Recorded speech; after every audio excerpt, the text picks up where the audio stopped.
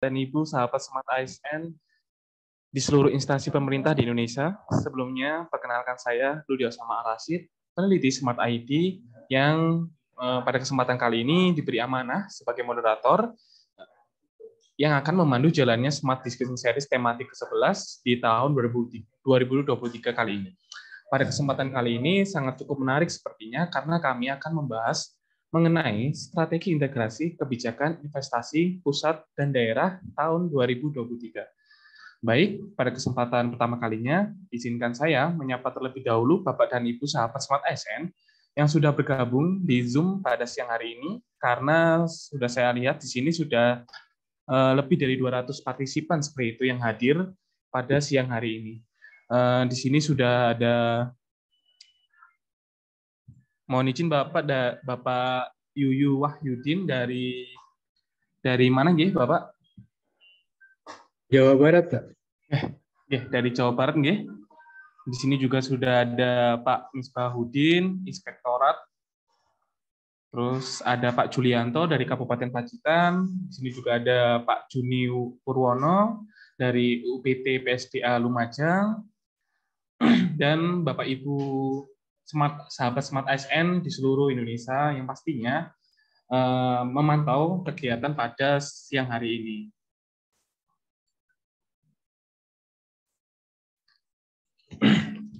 Selanjutnya saya izin menjelaskan kembali apa sih SDS tematik itu, dan pastinya SDS itu yang diadakan oleh Smart ISD. Di sini SDS yaitu sebuah forum diskusi secara daring yang diselenggarakan oleh Smart ID melalui media Zoom, YouTube, dan WhatsApp Group. SDS dilaksanakan dengan pembicara yang ahli dalam bidangnya, didampingi oleh moderator yang membahas topik berkaitan dengan peningkatan kapasitas tata kelola pemerintahan yang berfokus pada sakit, reformasi birokrasi, perencanaan pembangunan, kebijakan publik, dan isu-isu pemerintahan lainnya, spesifik dengan tema tertentu, seperti itu. Oke. Di sini SDS tematik sendiri terbuka untuk umum secara gratis yang diselenggarakan setiap hari Senin hingga Jumat dengan tema tertentu. SDS tematik terbuka untuk umum secara gratis yang diselenggarakan setiap hari Senin hingga Jumat dengan 2 sesi. Pertama pukul 9 hingga 11 waktu Indonesia bagian Barat, dan kedua pukul 1 siang seperti itu hingga 3 sore waktu Indonesia bagian Barat. Melalui SDS tematik, selain mendapatkan pembahasan topik, terdapat diskusi interaktif antara peserta terpilih dengan pembicara tentunya. Oke. Baik Bapak Ibu sekalian, untuk lebih jelas izin untuk memperkenalkan dan menampilkan company profile dari Smart ID.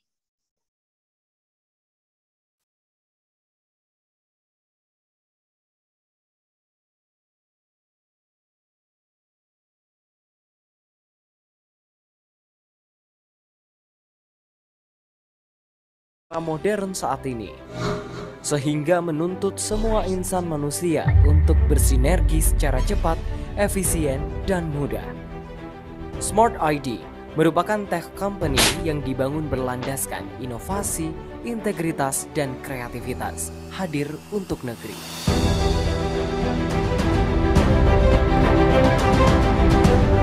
Berbagai permasalahan masih terjadi dalam tata kelola organisasi, khususnya pada organisasi sektor publik.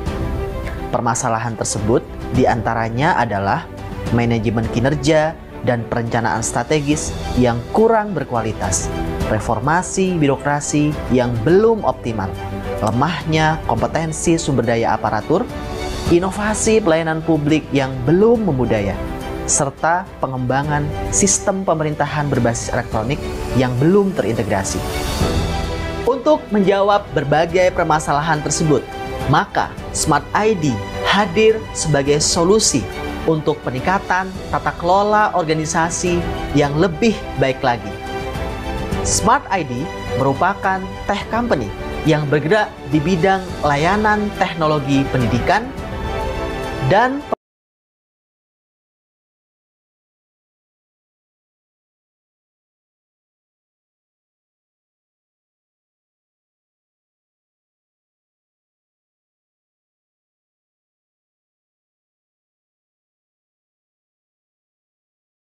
buat pencapaian penting untuk membangun tata kelola yang terus lebih baik lagi.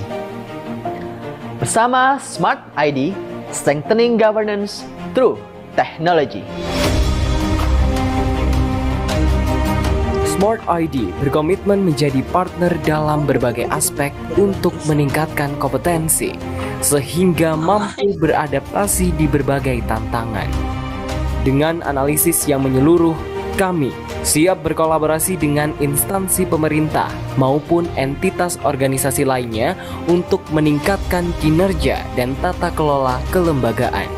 Bersama mitra di seluruh Indonesia hingga dunia, kini Smart ID membentangkan sayapnya.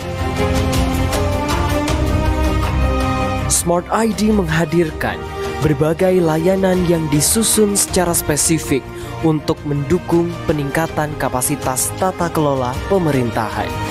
BIMTEK pendampingan dan finalisasi dokumen offline dan online, seperti reformasi birokrasi, perencanaan, SAKIP, SPBE, keuangan daerah, maturitas sistem pengendalian intern pemerintah terintegrasi, inovasi pelayanan publik, pengembangan SDM aparatur dan kajian sektoral, serta menyediakan layanan pengembangan aplikasi sebagai penunjang tujuan organisasi.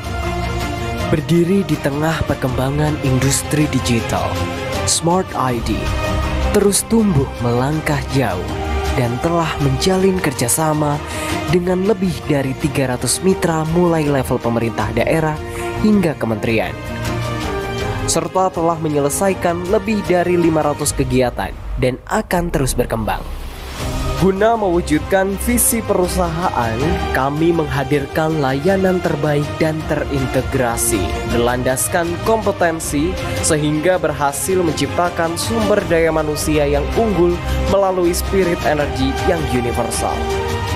Tenaga ahli dan peneliti berpengalaman dapat memberikan jawaban mengapa Smart ID menjadi pilihan terbaik sebagai mitra Anda. Kami akan selalu menjadi platform terdepan yang menjawab tantangan baru untuk mewujudkan harapan yang dituju. Bersama Smart ID, strengthening governance through technology.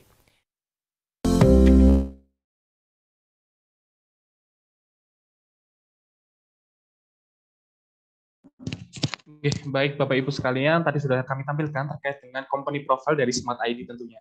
Baik, selanjutnya kami akan menampilkan testimoni dari mitra-mitra yang sudah bekerja sama dengan Smart ID dan recap SDS tahun 2022 yang sudah kami laksanakan. Baik, kepada operator yang bertugas, kami persilakan.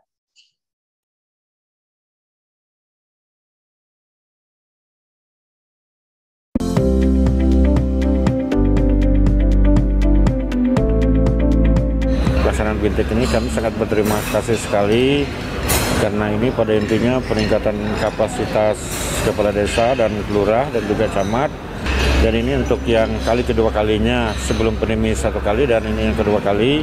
Ya, mudah-mudahan apa yang dilaksanakan ini bisa memberi manfaat nanti untuk pelayanan masyarakat dengan adanya pemahaman, pengetahuan, keterampilan dari para perangkat desa, lurah maupun kecamatan, yang nantinya juga meningkatkan pelayanan masyarakat juga pembangunan di daerah kami, Kabupaten Mandau. Oleh sebab itu, harapan kami juga mudah-mudahan juga kerjasama ini juga bisa berjalan terus dalam beberapa hal nantinya yang kita agendakan untuk peningkatan SDM aparatur desa maupun kelurahan dan juga hal-hal lain yang terkait dengan perkembangan IT dan lain-lain yang bisa nantinya dibawa ke masyarakat untuk menyesuaikan kemajuan kita ya di era era digital dan lain-lain. Mungkin itu saja yang bisa kami sampaikan. Sekali lagi kami mengucapkan terima kasih kepada Sivitas Akademika Universitas Brawijaya yang bekerja sama dengan pemerintah Kabupaten Mandau untuk meningkatkan SDM aparatur desa, camat, lurah di Kabupaten Mandau. Terima kasih.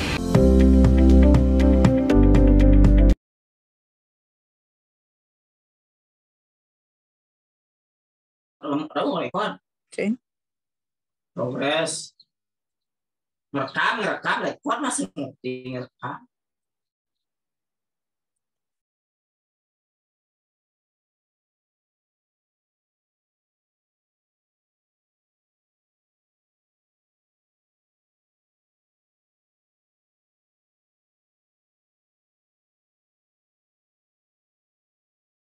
kasih.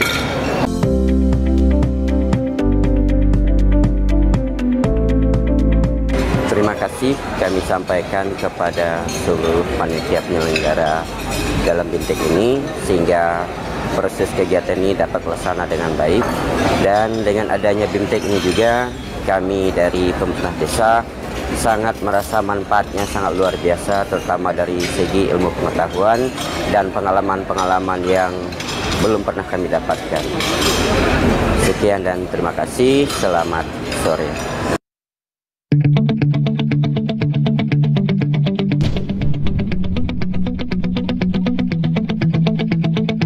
Sejak pertama diselenggarakan pada tahun 2021, Smart Discussion Series atau SDS terus berupaya meningkatkan kinerja serta membuat terobosan-terobosan terbarunya. Kiat-kiat dalam persiapan evaluasi sakit tentang komponen pengungkit reformasi birokrasi.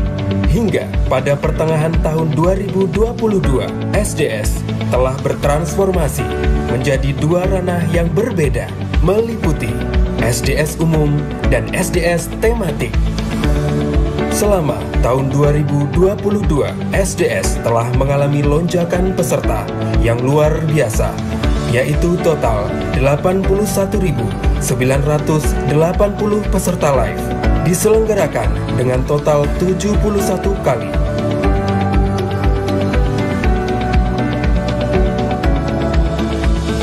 Jumlah sertifikat yang tersebar mencapai 136.067. Berhasil menghadirkan pemateri yang ahli di bidangnya, di antaranya pemateri skala nasional,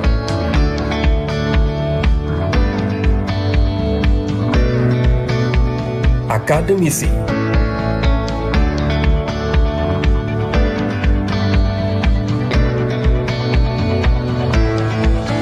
tenaga ahli Smart ID, serta peneliti Smart ID. Peserta SDS telah tersebar di berbagai daerah di Indonesia, baik di level kementerian atau lembaga, provinsi, kota, maupun kabupaten. Selama pelaksanaan SDS tahun 2022, Smart ID terus melakukan perbaikan berkelanjutan agar semakin banyak ASN dan instansi pemerintah yang dapat meningkatkan kapasitasnya melalui SDS. Oleh karenanya, Smart ID akan terus menghadirkan Smart Discussion Series untuk semakin berkontribusi dan meningkatkan tata kelola pemerintahan dan pembangunan di Indonesia. Bagi kalian yang sudah sering mengajukan pertanyaan pada saat SDS ini berlangsung, tapi belum sempat terjawab, tenang aja, karena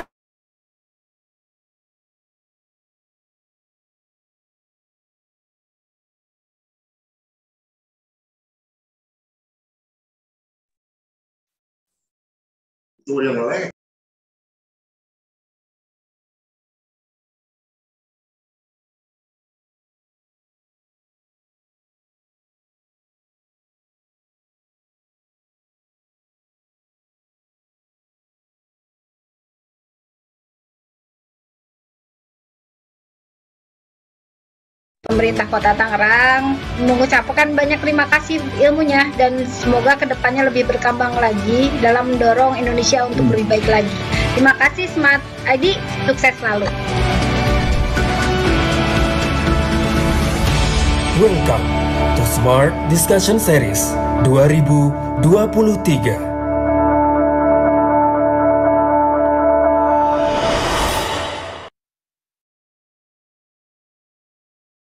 Baik, Bapak Ibu sahabat Smart ASN, telah saya tampilkan terkait dengan recap SDS di tahun 2022 serta testimoni dari para mitra-mitra yang sudah bekerjasama dengan Smart ID. Berikut saya akan menjelaskan terkait dengan platform-platform yang telah dimiliki oleh Smart ID.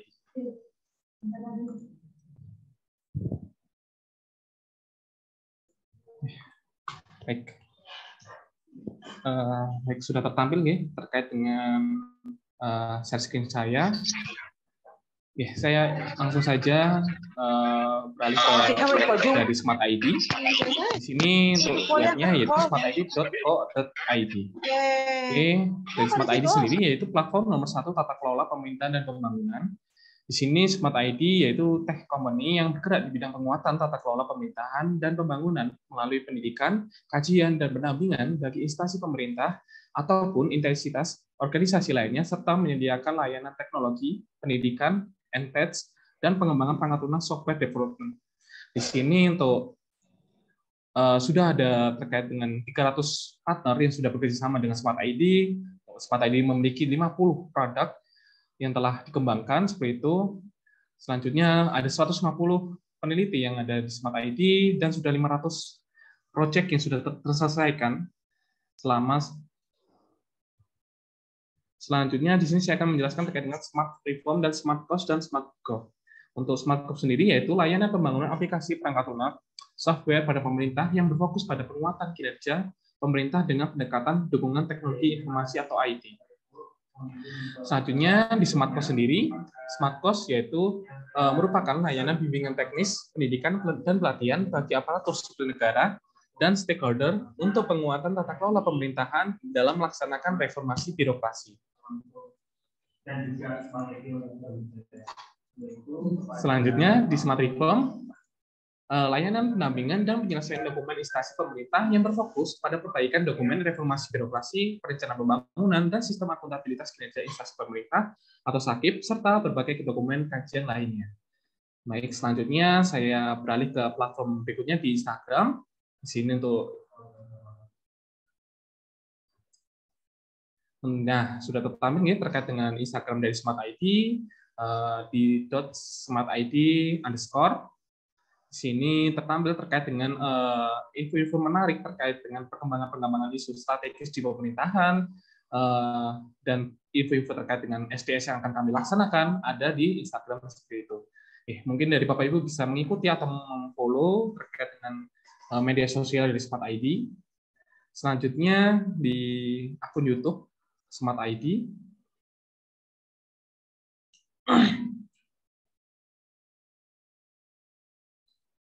Nah, berikut terkait dengan akun YouTube media sosial dari Smart ID. Di sini dapat terkait dengan info-info terkait dengan Smart SDS. Mungkin dari Bapak Ibu ada yang terlewat seperti itu terkait dengan SDS, bisa mengikuti SDS yang telah kami sediakan seperti itu di YouTube. Selanjutnya di sini juga ada terkait dengan info-info menarik terkait dengan isu-isu pemerintahan. Ada Smart Question dan masih banyak lagi yang ada di YouTube Smart ID seperti itu. Baik Bapak Ibu, berikut sudah saya jelaskan terkait dengan akun media sosial dari Smart ID. Selanjutnya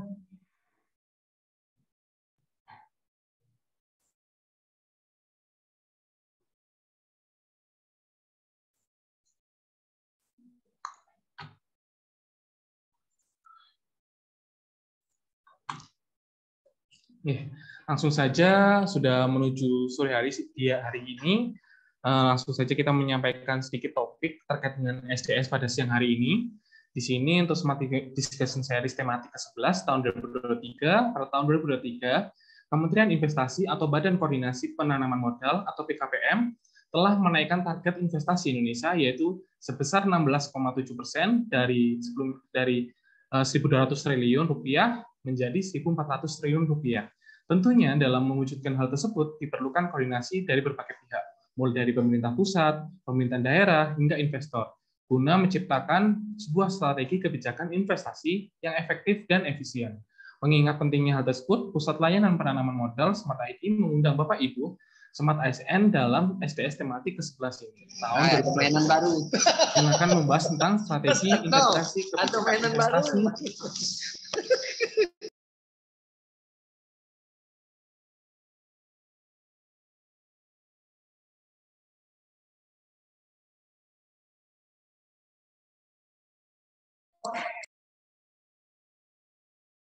Waalaikumsalam. Sudah hadir Mas Ludi?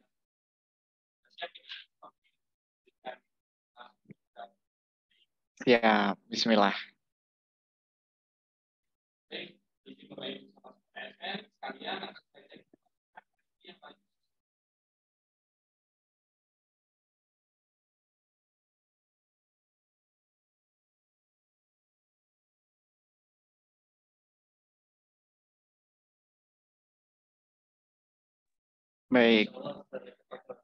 terima kasih Mas Ludi. Bismillahirrahmanirrahim. Assalamualaikum warahmatullahi wabarakatuh. Salam sejahtera untuk kita semua. Selamat siang. Alhamdulillah pada siang hari ini kita bisa kembali hadir. Kita berkumpul bersama di dalam acara Smart Discussion Series tematik ke-11 yang akan dilaksanakan siang hari ini sampai kurang lebih sampai dengan waktu asar di Kota Malang tentunya, sekitar pukul 2.45 mungkin atau jam 3. Nantinya kita akan menyampaikan beberapa stressing point gitu ya, stressing point berkenaan dengan kebijakan investasi, apa yang ada di pusat, bagaimana kondisi saat ini, kemudian perihal tentang hal-hal apa saja yang harus dilaksanakan dalam mengidentifikasi sektor-sektor unggulan gitu ya, sektor-sektor unggulan yang ada di daerah untuk menunjang kepada realisasi investasi yang tinggi sehingga hal-hal yang bersifat keekonomian, ya, pertumbuhan ekonomi, penyerapan tenaga kerja itu bisa berdampak luas atau multiplier-nya cukup tinggi nantinya begitu. Dan saya lihat ini sudah 350 peserta kurang lebihnya yang hadir pada siang hari ini. Saya izin menyapa beberapa Bapak Ibu Smart ASN yang sudah hadir dari Jawa Barat hadir, ada Belitung Timur sepertinya juga hadir, Kota Bekasi, Kabupaten Lumajang, kemudian bahkan dari mana tadi cukup jauh tadi ada juga Kabupaten Blitar, Indragiri, Hulu, Riau, luar biasa dari ujung barat sampai dengan timur Indonesia sudah hadir gitu ya di sesi kali ini. Kabupaten Bangka Selatan, terima kasih Bapak Ibu yang hadir. Si Junjung juga hadir, luar biasa ini. Saya belum pernah ke Si Junjung, mungkin nanti ada kesempatan untuk bisa berkunjung di Si Junjung dan Indragiri Hilir Riau ini. Saya juga belum pernah ke sana. Sebelum kita masuk gitu nih, sebelum kita masuk ke dalam apa yang ingin kami sampaikan, kita perlu berkaca gitu ya. Sebenarnya peran investasi gitu ya, peran investasi dalam pertumbuhan ekonomi itu seperti apa? Wabil khusus gitu ya bahasa saya, khususnya di kala pandemi 3 tahun terakhir. Kalau kita ingat gitu ya, tahun 2020 pertumbuhan ekonomi itu sempat minus 2 sampai dengan minus 1,6 kalau saya tidak salah. Itu dari World Bank. Di pertumbuhan ekonominya minus. Year on year ya, artinya dari tahun sebelumnya, tahun 2019 yang belum pernah ada. Dan pertumbuhan ekonomi biasanya sering gitu ya, sering dikaitkan dengan iklim bisnis yang subur. Pergerakan roda ekonomi yang subur, yang masif lah. Tapi tidak luput dari peran investasi ini. Kita harus mengingat bahwa peran investasi ini bisa mendongkrak lah pemulihan ekonomi setelah adanya pandemi gitu ya. Kalau kita cek kembali juga di beberapa negara lain bahkan minusnya jauh lebih tinggi gitu, ketimbang Indonesia di tahun 2020 dan tahun 2021. Angka pertumbuhan ekonomi yang dilihat gitu ya, dilihat dari produk domestik bruto atau PDB Indonesia, apakah dipengaruhi investasi? Tentu iya gitu ya. Karena kondisi ekonomi itu tidak luput dari tiga hal. konsumsi rumah tangga yang pertama, yang kedua sektor bisnis untuk investasi, yang terakhir adalah ekspor impor dengan luar negeri. Jadi kita pahami bersama bahwa ada tiga komponen penting yang itu membentuk struktur kondisi ekonomi Indonesia: konsumsi rumah tangga, sektor bisnis untuk investasi, dan juga sektor luar negeri yang itu perdagangan ekspor impor. Apakah saling berhubungan gitu ya?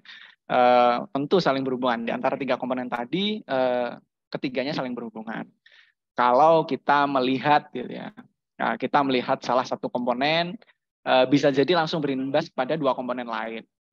Misalnya investasi gitu ya. Karena pemulihan ekonomi gitu ya, peran investasi itu penting. Misal dengan adanya investasi yang berupa penanaman modal yang meningkat gitu ya, akan berdampak positif pada proses produksi dalam bisnis yang akan semakin menggeliat gitu ya.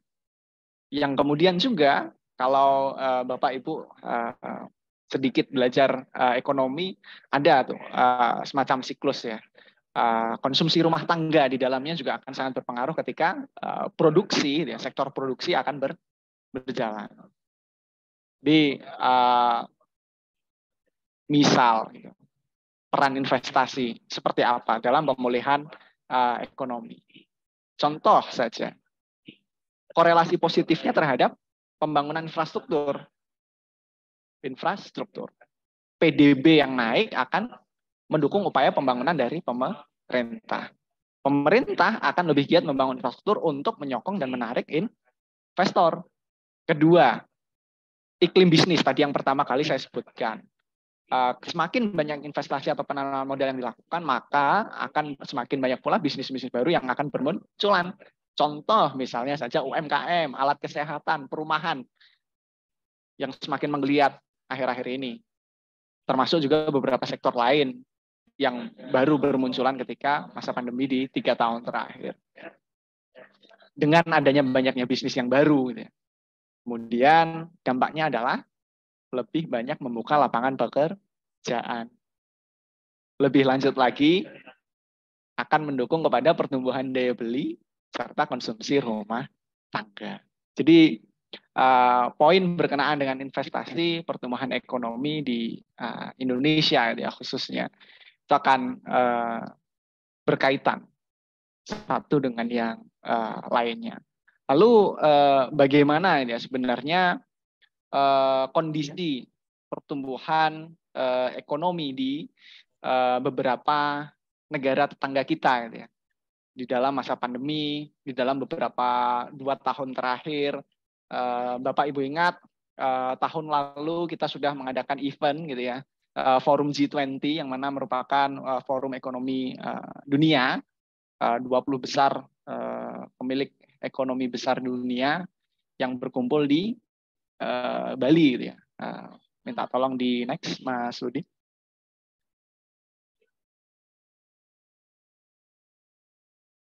Next lagi. Nah, ini beberapa negara anggota G20 gitu ya.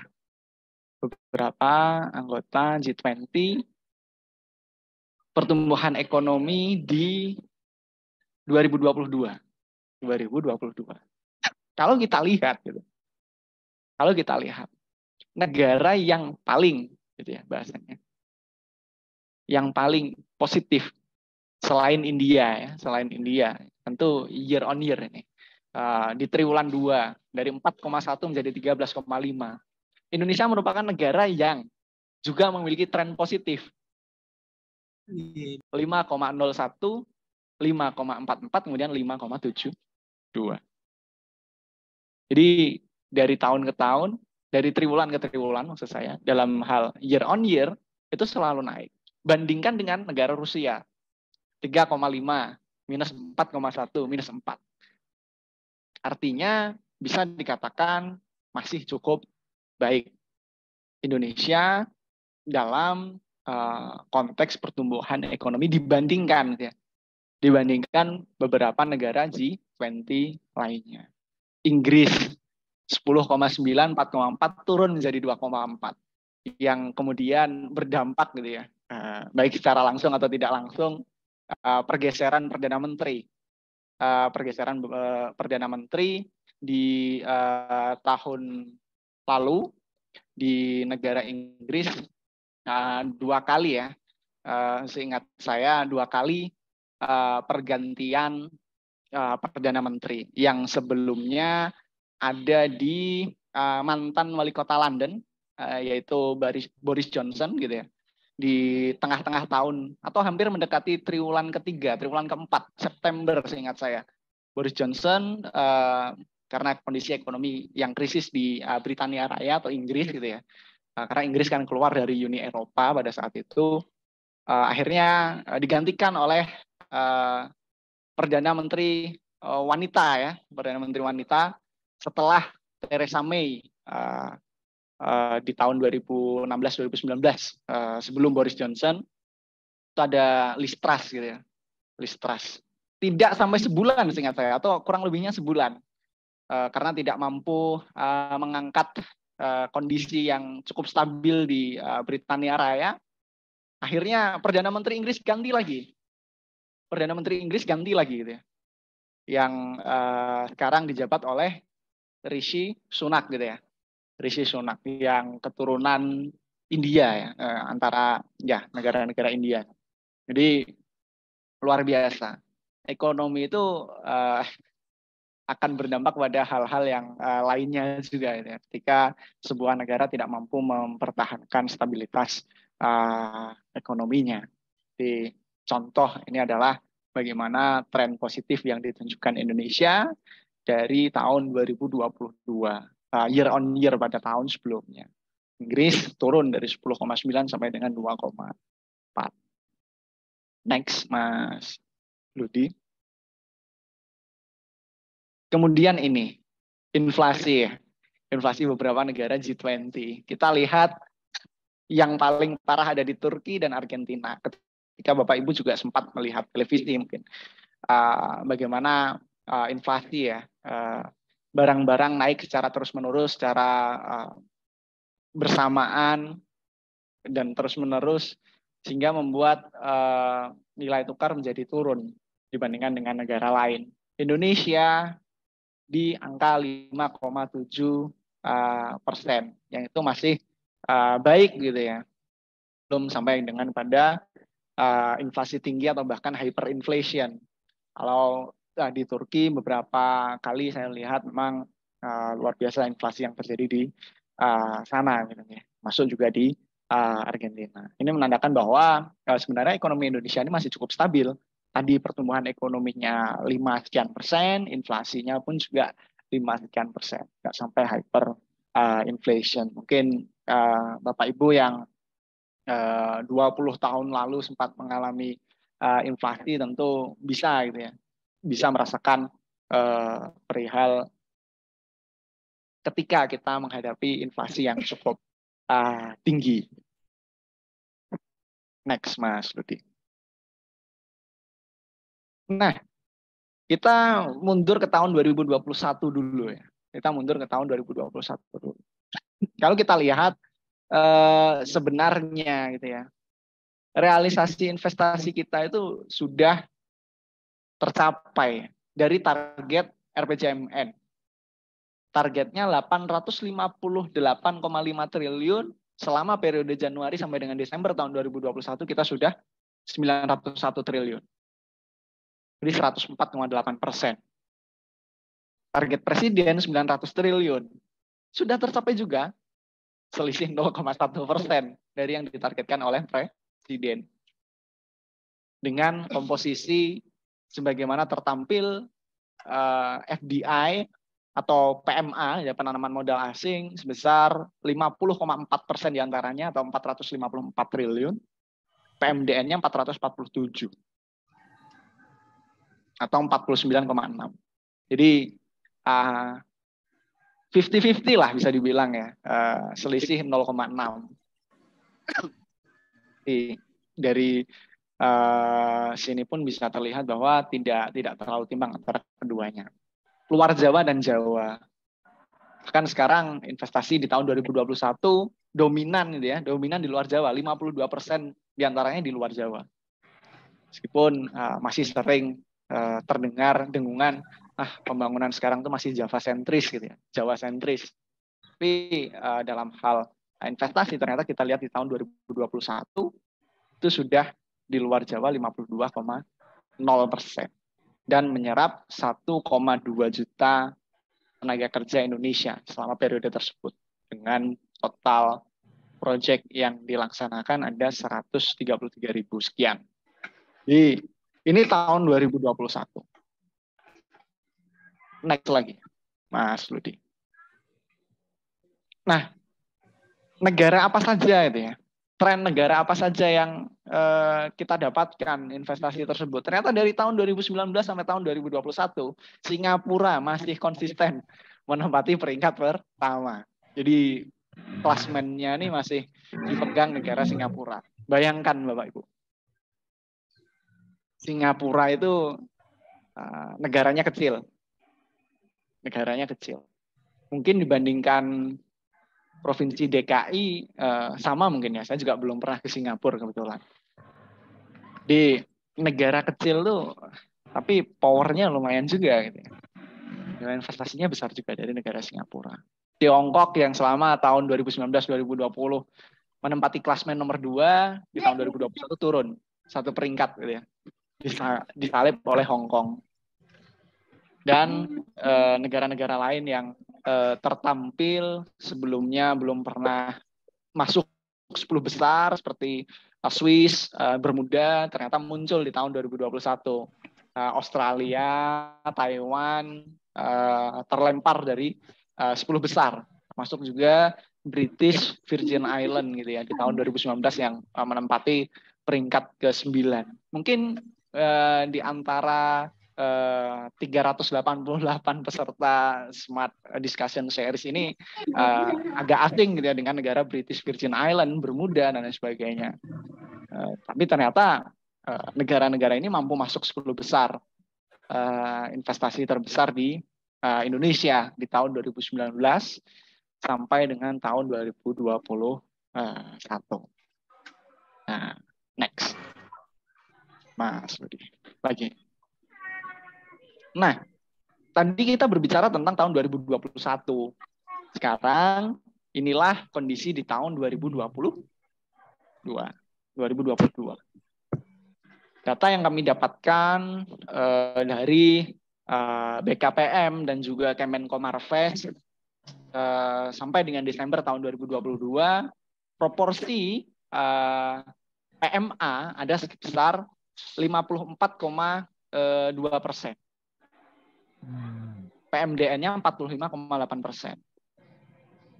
Totalnya ada 1.200 triliun. Naik 34% dari tahun sebelumnya. Secara year to year atau year on year. Penyerapan tenaga kerjanya ada 1.300.000 selama periode Januari sampai dengan Desember tahun 2022. Tahun 2021 kita ingat tadi angkanya ada 1,2 juta ya. 1,2 juta TKI-nya. Ya. Di tahun 2022 1,3. Ada kenaikan sebesar 100.000 TKI. Dari sisi angka PMDN naik 23,6%. Dari PMA naik sebesar 44,2%. Ini kondisi dibandingkan tahun sebelumnya. 2022 dibandingkan tahun 2021. Next lagi, Mas Rudi. Nah, ini. Ternyata di tahun 2022 masih besar luar Jawa. Realisasi investasinya. Masih besar luar Jawa. Sebesar 52,7% atau 636,3 triliun. Di Jawa 570,9 triliun atau sebesar 47,3%. Ini kondisi tahun 2022. Lagi-lagi persaingan antara Jawa dan non-Jawa dimenangkan oleh non-Jawa gitu ya bahasanya.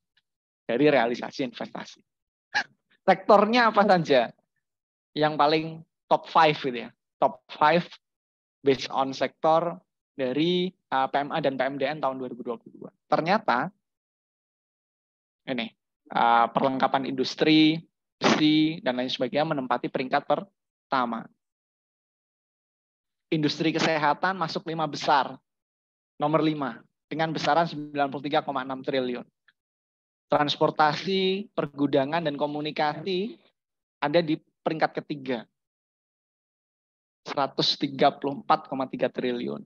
Pertambangan di peringkat kedua, dan perumahan gitu ya, perumahan ada di peringkat keempat. Jadi sektor-sektor ini yang menunjang gitu ya, menunjang pertumbuhan realisasi investasi dari 1.200 sekian triliun tadi. Top 5-nya adalah ini tadi. Lalu kira-kira kalau kita melihat pembaginya ya, kita coba membagi antara PMA dan PMDN. Posisinya seperti apa? Posisinya seperti apa? Kita coba next. Nah, Sludi. Ternyata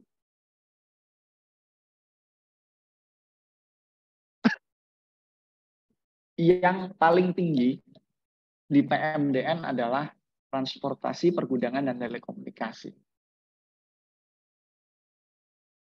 Yang itu di peringkat keempat ketika kita bicara PMA. Pertambangan ini so-so lah ya secara peringkat. Peringkat 3 dan peringkat 2. Di PMA-nya di peringkat 2, PMDN-nya di peringkat 3. Kebanyakan industri kimia dan juga kesehatan ternyata dipegang oleh FDI ya. 4,5 triliun dalam US dolar.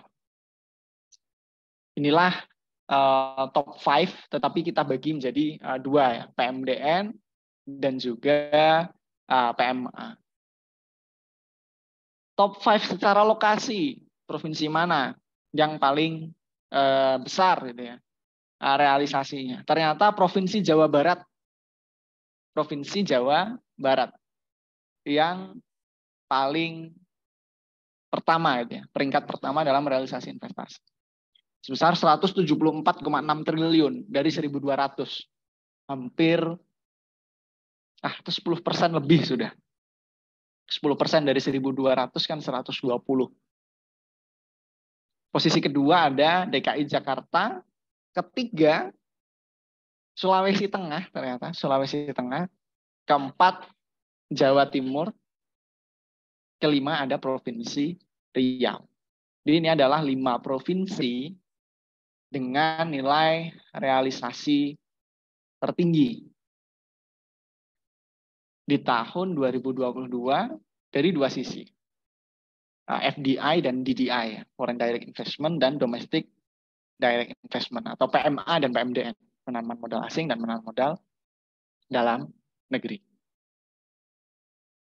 Next, Mas Rudi. Nah,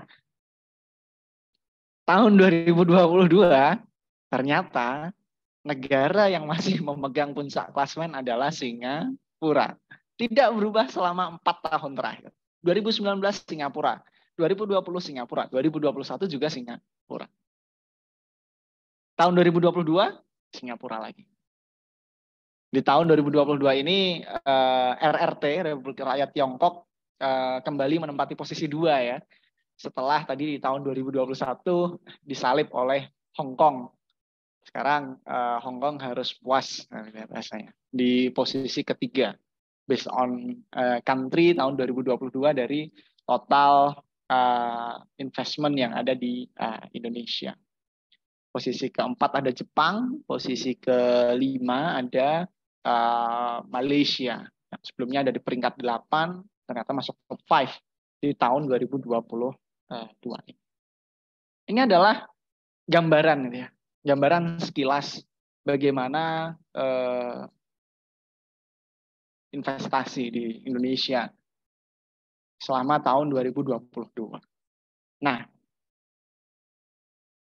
berkenaan dengan hal tersebut, nanti pada saat sesi diskusi boleh Bapak Ibu menanyakan apa saja ini ya.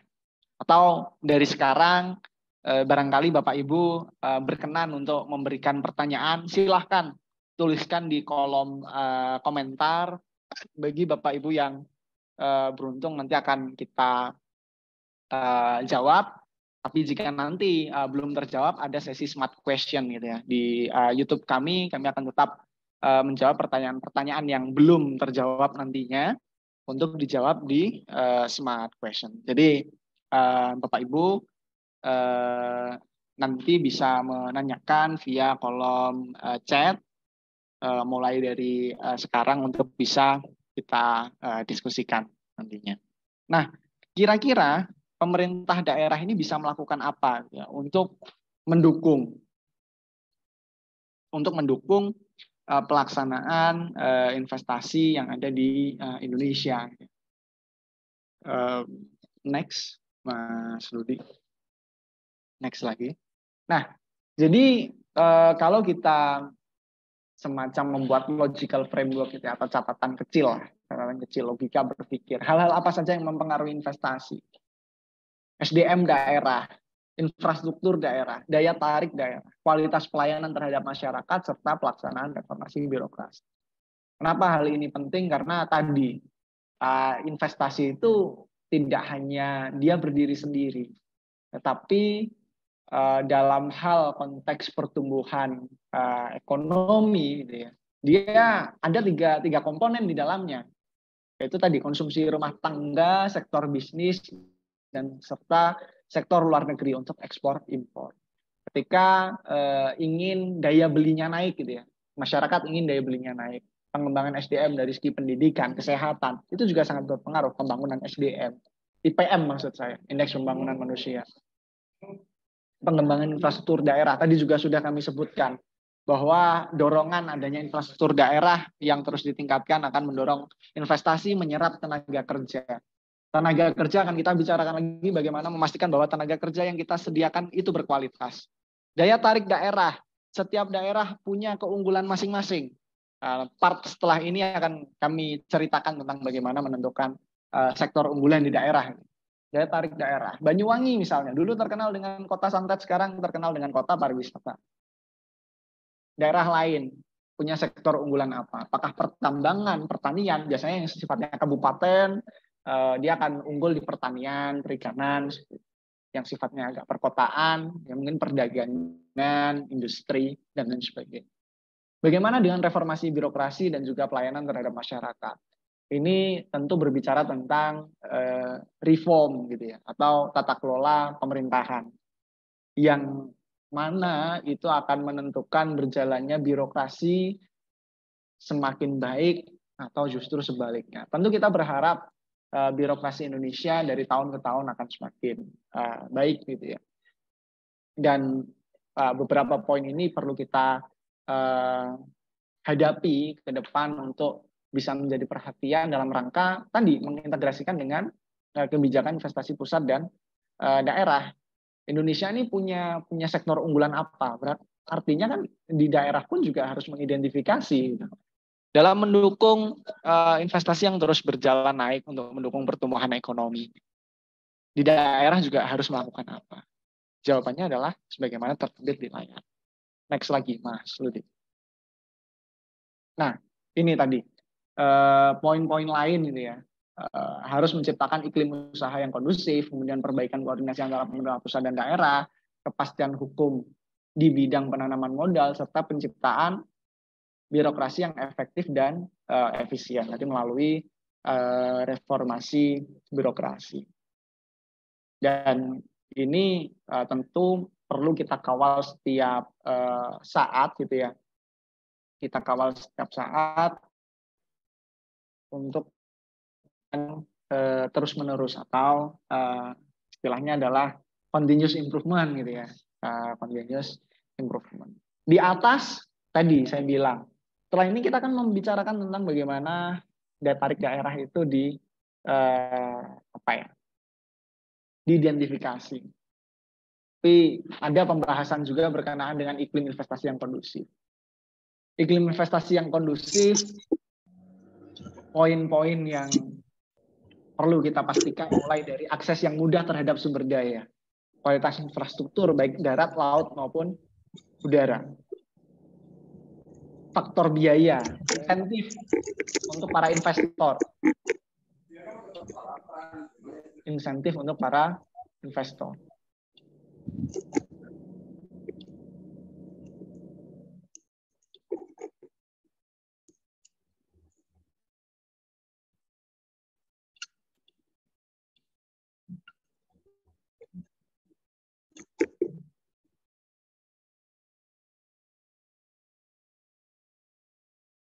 Kemudian hal lain, stabilitas kondisi politik dan sosial, keamanan, tingkat kriminalitas tentu akan mendukung pada kondisi iklim investasi yang kondusif atau tidak. Ketenaga kerjaan tadi, kuantitas, kualitas, upah minimum, penguasaan ilmu pengetahuan dan teknologi, kepastian hukum, birokrasi.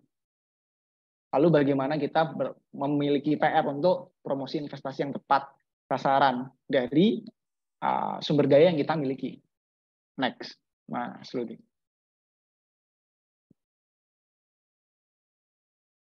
Nah, mengapa saya sebut profil investasi daerah gitu ya, untuk mengidentifikasi daya tarik daerah? Karena tadi setiap daerah itu memiliki keunikan masing-masing, yang mana tidak bisa disamaratakan satu sama lainnya. Dan pemerintah daerah perlu mengidentifikasi untuk melakukan promosi. Kira-kira sektor unggulan di daerahnya apa? Jangan kita bilang yang di depan mata gitu ya. Oh, Mas, ini potensi unggulannya ini gitu ya. Ternyata setelah kita cek, oh ternyata itu bukan potensi unggulan. Bagaimana kita menyiasatinya atau bagaimana kita melakukan identifikasi. Nah, nanti saya izin untuk bertanya kepada Bapak Ibu yang sudah hadir di siang hari ini. Next, Mas Ludi. Nah, stop di sini. Ini ada data dari BPS, ya. Data dari BPS yang saya ambil dari BPS salah satu antara kabupaten atau provinsi, saya mohon maaf lupa. Tapi intinya adalah data dari BPS mengenai distribusi PDRB sektoral. Gitu. Yang ingin saya tanyakan adalah, menurut Bapak Ibu, sektor yang saya highlight kuning, apakah sektor unggulan di daerah ini? Silahkan bagi Bapak Ibu yang berkenan untuk menjawab, kami persilahkan. Kira-kira apakah sektor yang saya highlight warna kuning merupakan sektor unggulan di daerah tersebut? Mungkin bisa menjawab via kolom chat, boleh? Ya Mas, itu sektor unggulan karena kontribusinya 28% dari total PDRB. Iya Mas, itu 3 terbesar sektor struktur PDRB-nya 3 terbesar ada di A, B, dan C secara persentase. Kira-kira apakah benar itu? 3 sektor ini merupakan sektor unggulan. Barangkali dari Bapak Ibu ada yang berkenan menjawab atau memberikan pandangan gitu ya. Memberikan pandangan sektor ini apakah sektor unggulan daerah atau tidak. Mungkin jika belum ada yang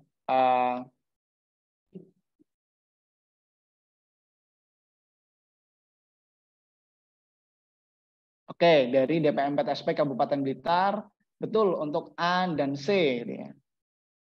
Ya, masuk sektor unggulan di Kabupaten Mamuju Tengah. Nah, ini kan kita lihat dari distribusi persentase.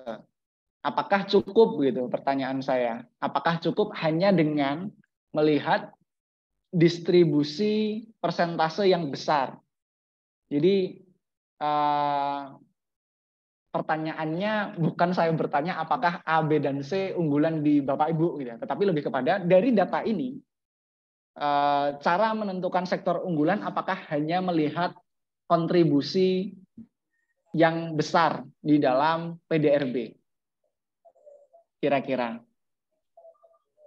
Mungkin dari DPMPTSP Kabupaten Blitar berkenan untuk on mic barangkali. DPMPTSP Kabupaten Blitar. Apakah hadir? Mang Epulna. Belum valid tuh.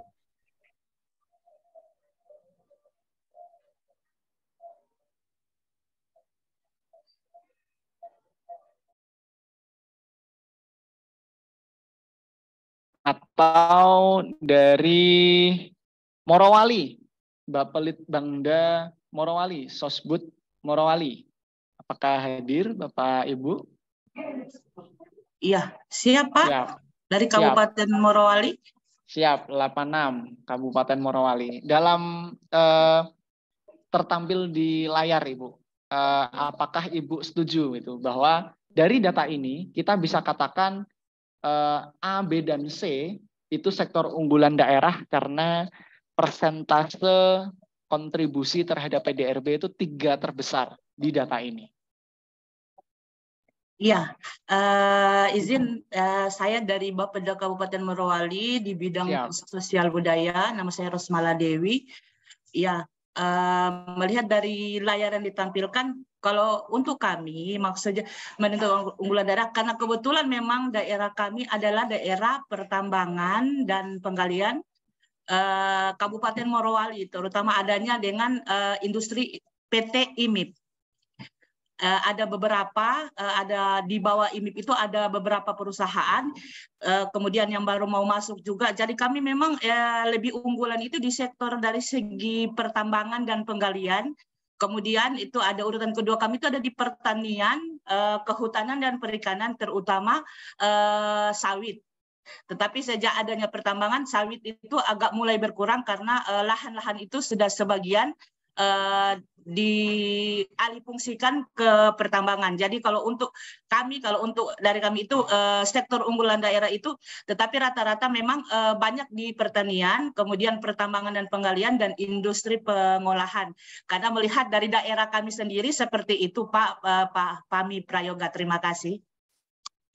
Siap, terima kasih Ibu atas pandangannya.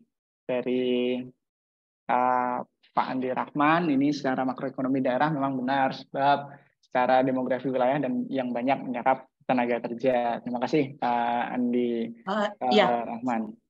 Satu lagi Pak Fahmi, boleh, kebetulan untuk penyumbang terbesar PDRB kami itu ada dari sektor pertambangan dan penggalian. Untuk Sulawesi Tengah itu adanya di yang terbesar itu adalah Kabupaten Morowali penyumbang PDRB untuk dari segi pertambangan dan penggalian. Siap, terima kasih Ibu. Baik, nah sebenarnya tidak ada yang salah dari apa yang disampaikan oleh Ibu di Morowali. Namun saya menemukan jawaban yang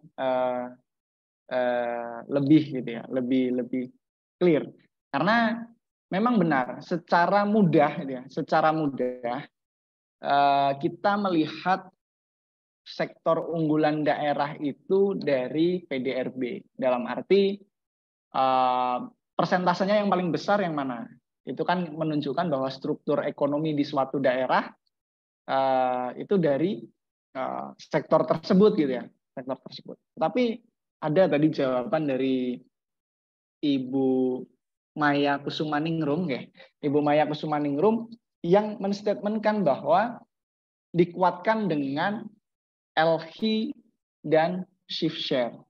Jadi harapannya gitu ya, seluruh daerah gitu ya, dalam menyusun peta profil investasi itu juga menggunakan metodologi LH dan shift share gitu ya.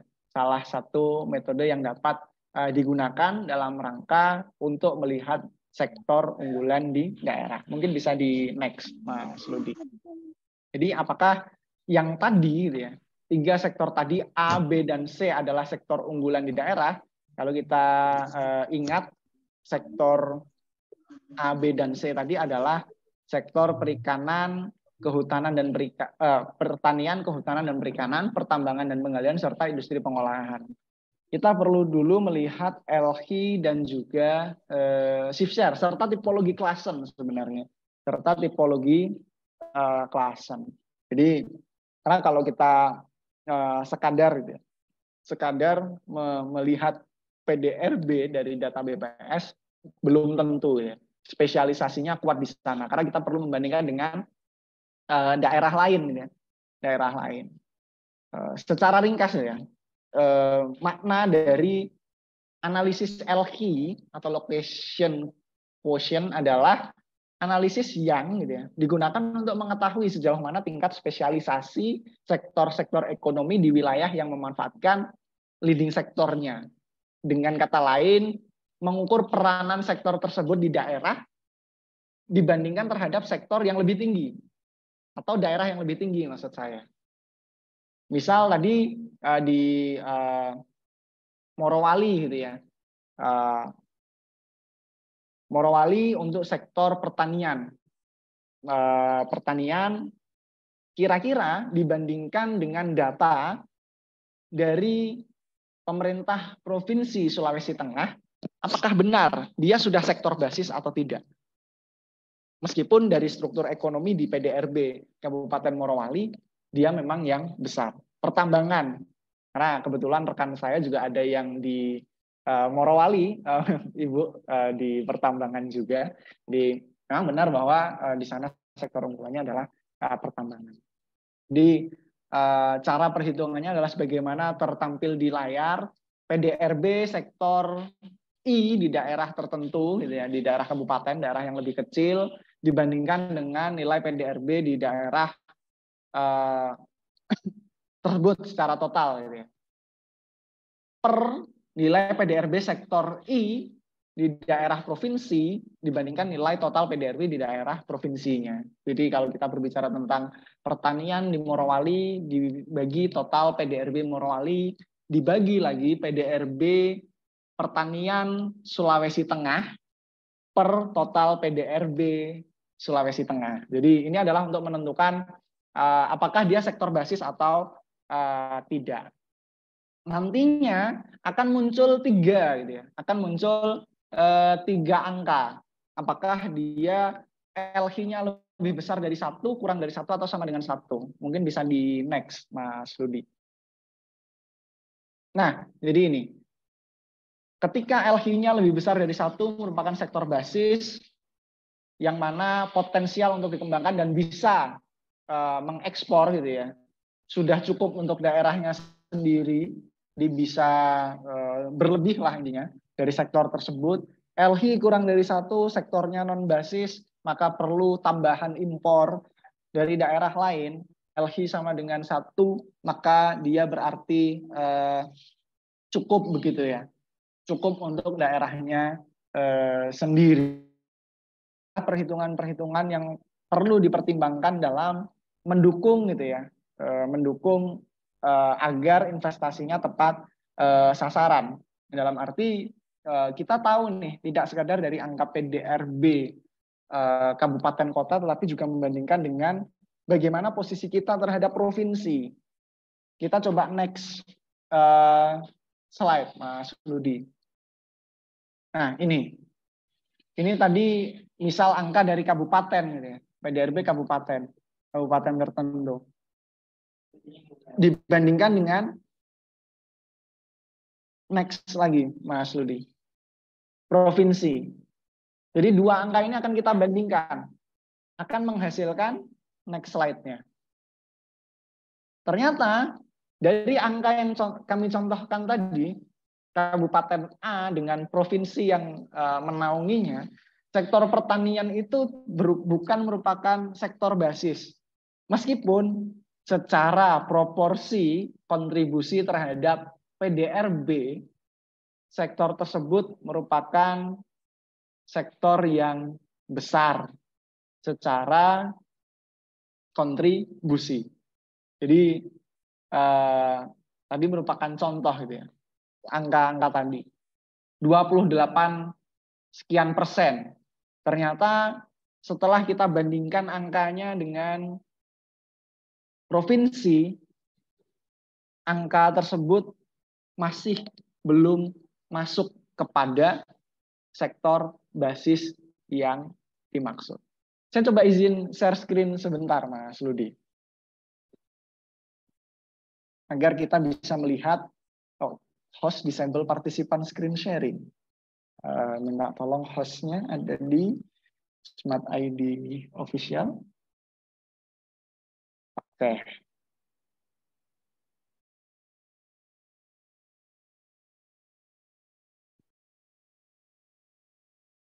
Nah, ini. Jadi data di sebelah kiri adalah data provinsi, data di sebelah kanan adalah data kabupaten kota. Yang mana dua hal ini perlu kita bandingkan angkanya untuk memastikan bahwa sektornya apakah basis atau tidak. Ternyata pertanian non basis. Seluruh sektor. Ada 1, 2, 3, 4, 5. Kurang lebih ada 5 sektor yang non basis. Di dalam perhitungan ini, contoh perhitungan ini.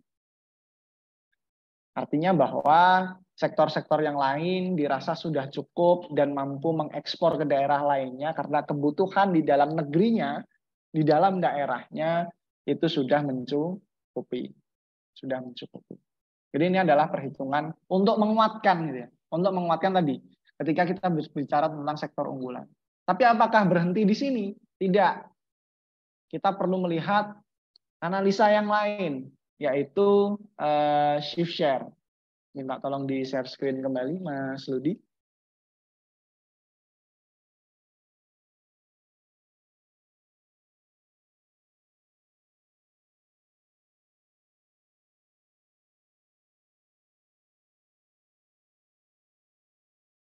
Next lagi, slide 20.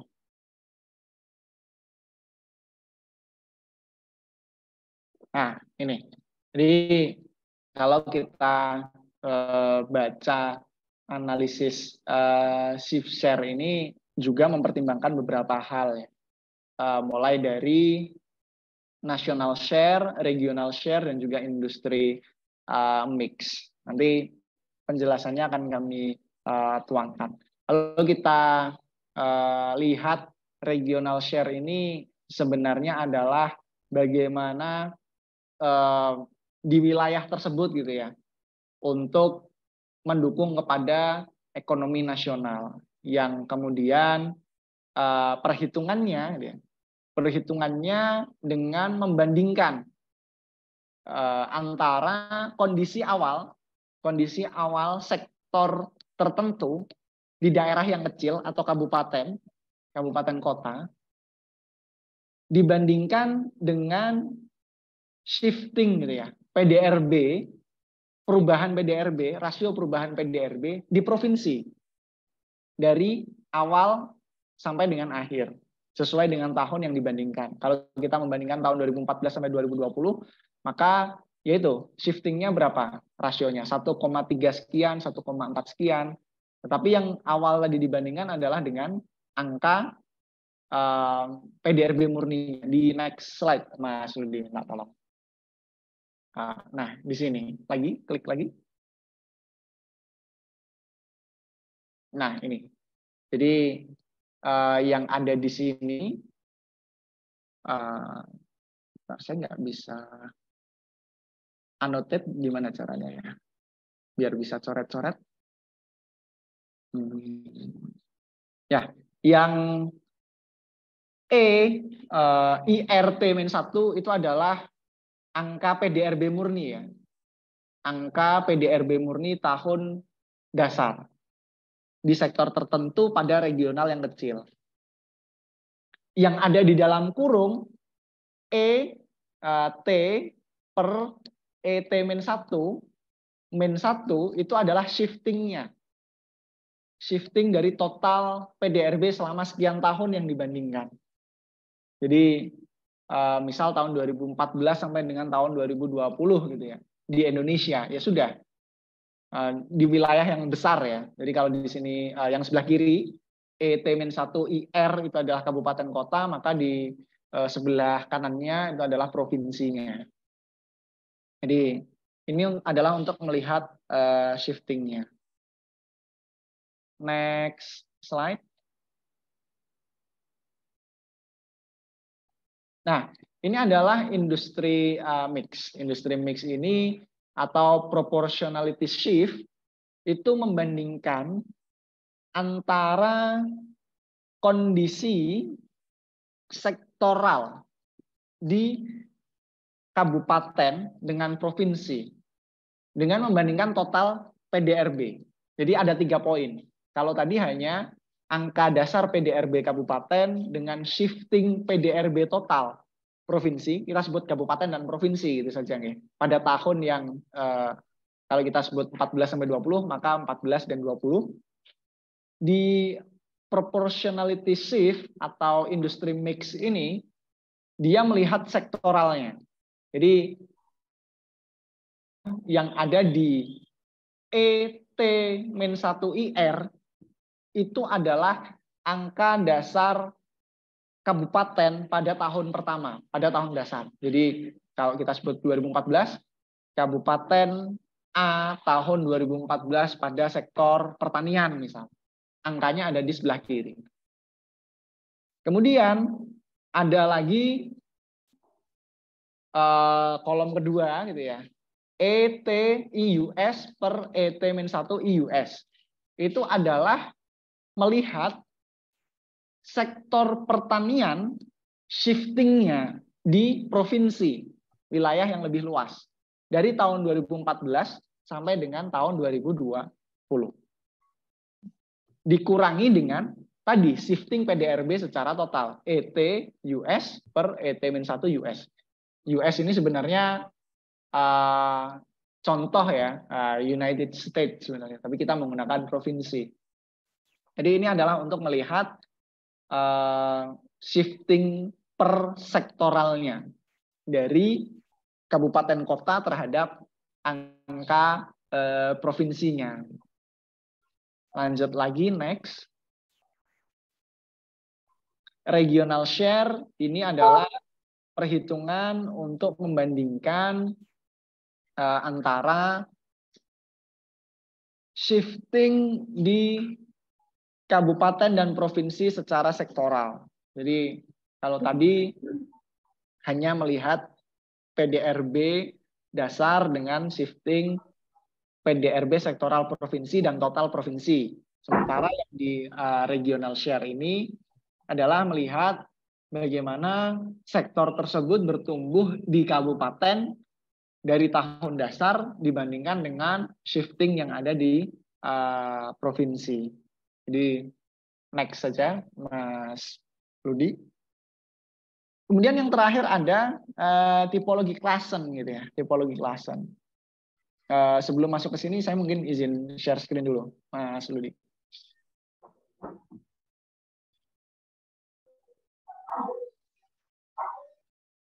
Nah, ketika kita lihat gitu ya,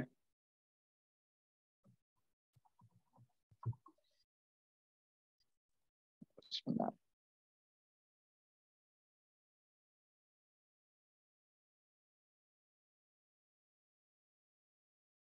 Nah, di sini kita menghasilkan gitu ya.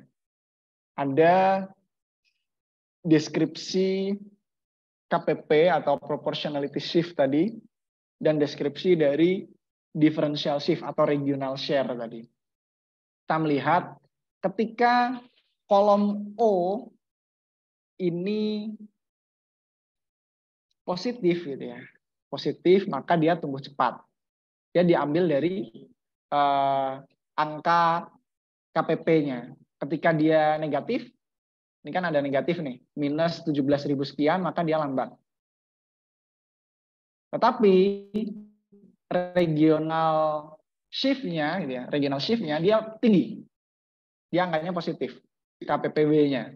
kolom K dengan kolom P, kolom O dengan kolom J. Regional shift ini melihat tadi secara sektoral shiftingnya di kabupaten kota gimana, di provinsi shifting di sektor tersebut seperti apa. Kalau yang kolom O ini hanya membandingkan antara shifting di provinsi dengan angka dasar di kabupaten. Itu. Dan ini akan melihat bagaimana ketika positif dia tumbuh cepat, negatif dia tumbuh lambat, positif dia memiliki daya saing, dan negatif dia tidak mempunyai daya saing. Dan ini kita petakan masing-masing sektoralnya. Di masing-masing sektoralnya. Jadi dari sampai sini, sampai saat ini, yang ingin saya sampaikan adalah tidak serta-merta ketika kontribusi PDRB-nya tinggi, maka dia akan menjadi sektor unggulan di daerah. Perlu ada analisis lanjutan yang sudah ada tools-nya, yang akhirnya kita jabarkan. Oh, ternyata mundur tapi berdaya saing itu ada sektor apa saja. Progresif, yang positif semua, ya, regional shift-nya baik, industri mix-nya baik, itu ada di industri pengolahan dan lain sebagainya. Yang mundur dari industri mix-nya negatif, regional shifting-nya juga negatif, ada 2 sektor, dan 3 sektor, ada yang progresif tapi tidak berdaya saing juga ada. Jadi ini untuk memetakan sektoral yang jauh lebih seperti ini. Kemudian yang terakhir tadi adalah tipologi klasen, gitu ya. Tipologi klasen ini untuk menyimpulkan bagaimana tentang sektoralnya. Apakah dia sektor unggulan, sektor andalan, sektor potensial, atau sektor terbelakang. Dilihat dari perhitungan yang sebelumnya, LH dan shift share. Ketika LH-nya lebih dari 1 dan pergeseran bersihnya lebih dari 0, atau PB-nya lebih dari 0, maka dia sektor unggulan. PB yang ada di kolom C, ini diambil dari perhitungan shift share-nya tadi. PB, nah ini, di kolom N. Tipologi klasen. Sektor unggulannya, apa saja? Ternyata setelah kita petakan, ini, sektor unggulannya ada sekian. Ada 9. Sektor andalannya, dengan pergeseran bersih lebih dari 0, tetapi LH-nya kurang dari 1, non basis, dia ada sekian sektor, ada berapa ini? 4, ya 4 sektor. Yang dia terbelakang ternyata sektor konstruksi, dia sudah PB-nya kurang dari 0, LH-nya kurang dari 1. Sementara yang sektor potensial ada 2 sektor, gitu ya, ada 2 sektor. Nah, hasil ini tentu akan berbeda ketika kita hanya melihat dari kontribusi PDRB, yang mana tadi kalau kita lihat ada pertanian, pertambangan, dan juga industri pengolahan, gitu ya. Setelah kita hasilkan, ternyata yang unggulan ada 3, yaitu industri pengolahan, perdagangan besar dan eceran, ditambah transportasi dan pergudangan. Ini contoh perhitungan yang ada di satu daerah tertentu. Kami coba coret-coret, gitu ya, dengan data BPS yang ada untuk mengisi materi SDS pada siang hari ini. Jadi biasanya memang ketika kami mendampingi suatu daerah untuk melaksanakan kajian profil investasi atau kajian potensi unggulan daerah, metodologi seperti ini yang akan kita gunakan bersama, karena kami rasa ini jauh lebih komprehensif untuk menghitung dari data yang ada dan tidak sekadar dari angka kontribusi PDRB yang sudah ada di dalam BPS. Mengapa ini menjadi penting? Karena tadi sektor unggulan harus dipetakan oleh masing-masing daerah untuk mendukung kepada potensi investasi yang diandalkan dari suatu daerah tersebut. Jangan sampai kita membuka nilai investasi yang besar-besaran dalam tanda kutip di sektor yang bukan unggulan kita. Meskipun itu mungkin ya layer ketiga atau layer keempat, kita prioritaskan dulu dari sektor yang unggulan. Mungkin next lagi Mas Ludi.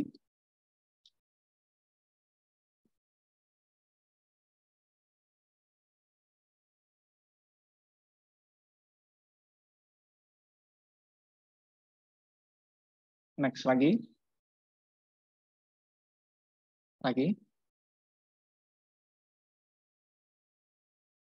Nah, poin selanjutnya berkenaan dengan pemanfaatan era digital ya. Hal-hal yang bisa disupport oleh pemerintah daerah. Kami mengilustrasikan ada di diagram sebelah kiri gitu ya. Permasalahan pembangunan dari waktu ke waktu semakin banyak gitu. Semakin banyak. Ketika kita tidak menggunakan digitalisasi gitu ya, tidak menggunakan digitalisasi, maka ada pilihan dua, semi analog dan analog. Ketika kita menggunakan analog, permasalahan pembangunan yang diselesaikan tidak jauh lebih besar dari semi analog. Semi analog yang digunakan tidak jauh lebih besar dari digitalisasi. Maka efisiensi waktu dan efektivitas menjadi hal yang menjadi penekanan ketika kita melihat pemanfaatan digitalisasi yang ada di era sekarang terhadap pelaksanaan pemerintahan di Indonesia bahkan di seluruh dunia. Kalau revolusi industri kami rasa tidak perlu kami jelaskan di sesi ini. Next, Mas Rudi. Nah ini beberapa hal yang menjadi kendala selama ini tercantum di fish diagram ya. Saya lupa istilahnya apa, fish diagram. Kurangnya komitmen pemerintah, menolak penggunaan government, infrastruktur yang tidak menunjang dan lain sebagainya. Padahal hal-hal ini juga bisa menjadi supporting dalam mendukung kemudahan investasi ya. Meskipun ketika kita berbicara tentang EODB ya, ease of doing business saat ini, karena ada kesalahan ya, ada dalam tanda kutip manipulasi data yang terjadi di luar negeri sehingga perhitungan EODB sementara dihentikan. Tetapi harusnya baik dari Kemenkomarves ataupun juga BKPM memiliki cara untuk bisa menghitung peringkat EODB. Next, Mas Budi. Nah, kalau kita berbicara tentang sustainable investment, ada beberapa poin yang perlu kita perhatikan, mulai dari strategi yang harus dilaksanakan, kebijakannya, kemudian promosi, dan juga kolaborasi internasional. Kebijakan ini mulai dari tadi, regulatori atau kebijakan, peraturan perundangan yang dari tahun ke tahun selalu di-update, gitu ya, termasuk pelaksanaan pengawasan ya, kalau tidak salah baru ada update berkenaan dengan hal tersebut, Perkab BKPM nomor 5 tahun 2021 tentang pengawasan pelaksanaan penanaman modal, investment insentif, teknologi upgrading, policy support, access to finance, development impact, promosi dan lain sebagainya. Dan kalau kita ingat gitu ya, sebenarnya struktur ekonomi di Indonesia itu sebagian besar UMKM ya Bapak Ibu. Maka kita juga perlu membina UMKM dengan dasar dari UU 11 tahun 2020, PP 7 2021 dan undang-undang yang lain, yang mana pemerintah pusat dan pemerintah daerah intinya adalah wajib memfasilitasi, mendukung, menstimulasi kegiatan kemitraan UMKM, yang mana tujuannya untuk meningkatkan kompetensi dan level usaha. Perihal tadi Perkab BKPM nomor 5 tahun 2021 yang itu memastikan bahwa seluruh pelaksana dari pelaku penanaman modal itu dapat taat secara substantif dan taat secara administrasi. Dua hal yang ada asesmennya tersendiri, termasuk juga bagaimana penggunaan tenaga kerja dalam pelaksanaan investasinya. Itu kalau saya tidak salah juga ada asesmennya, ada penilaiannya seingat saya. Nantinya itu juga menjadi penting untuk bisa diperhatikan oleh masing-masing pemerintah daerah. Jadi kalau kita bicara tentang bagaimana investasi ke depan, ya bagaimana PR kita untuk meyakinkan para investor bahwa Indonesia itu ramah terhadap investasi. Kedua, membantu pelayanan perizinan yang tertuang dalam PP 5 tahun 2021 tentang penyelenggaraan perizinan berusaha berbasis risiko melalui OSS. Sekarang ada OSS RBA gitu ya.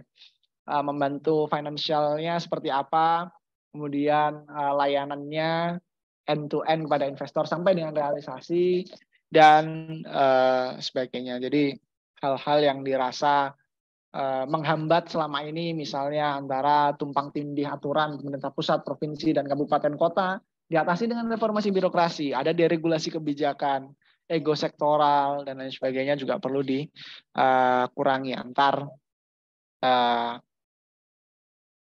pelaku. Antar pelaku.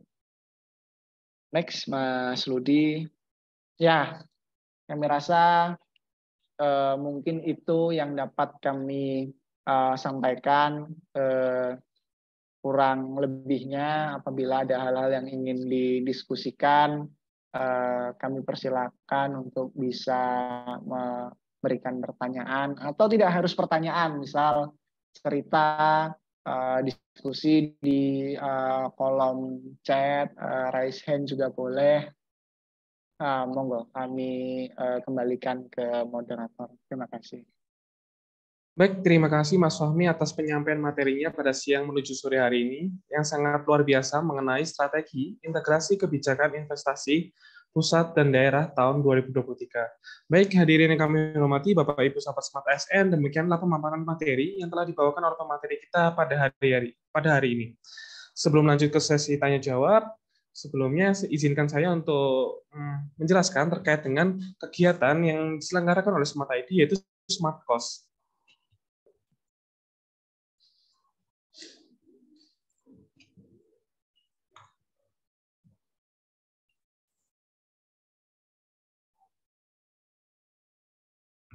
Baik, sudah tertampil. Baik, di sini sudah tertampil terkait dengan flyer dari kegiatan bimbingan teknis, yaitu Smart Cost sendiri, yaitu pendidikan dan pelatihan Smart Cost tahun 2023. Di sini untuk kegiatannya mulai dari bulan Februari hingga bulan November, di mana setiap bulannya nanti ada beberapa materi yang akan dibawakan oleh pemateri-pemateri yang berkompeten di bidangnya seperti itu. Baik, saya tampilkan terkait dengan pamflet dari bimbingan teknis peningkatan kualitas monitoring, evaluasi, dan pelaporan kinerja. Di sini juga dihadiri oleh instruktur dan fasilitator-fasilitator yang berkompeten di bidangnya. Selanjutnya di sini ada bimbingan teknis terkait dengan penguatan zona integritas. Selanjutnya peningkatan sistem kerja dan peta proses bisnis. Selanjutnya ada Smart Cost dengan materi yaitu bimbingan teknis peningkatan kapasitas aparatur desa. Nah, kegiatan berikut bisa dari Bapak Ibu sahabat Smart ASN bisa melihat di akun Instagram Smart ID untuk mengetahui info-info lebih lanjut terkait dengan Smart Cost seperti itu.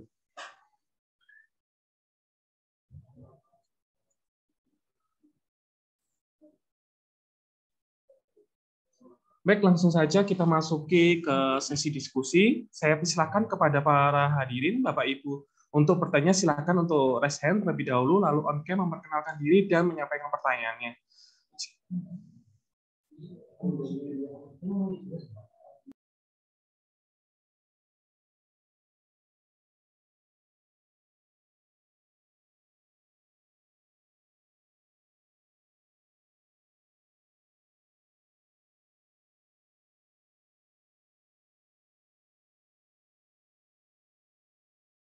Baik, di sini sudah ada Bapak Apridoni dari Riau. Monggo Pak Apridoni bisa perkenalkan diri terlebih dahulu, langsung bertanya seperti itu. Baik, terima kasih Pak. Perkenalkan, nama saya Apridoni. Saya dari Dinas Penanaman Modal dan PTSP Kabupaten Indragiri Hilir, Provinsi Riau. Ya, terima kasih Pak Fahmi, Pak Moderator, Pak Ludi atas waktunya.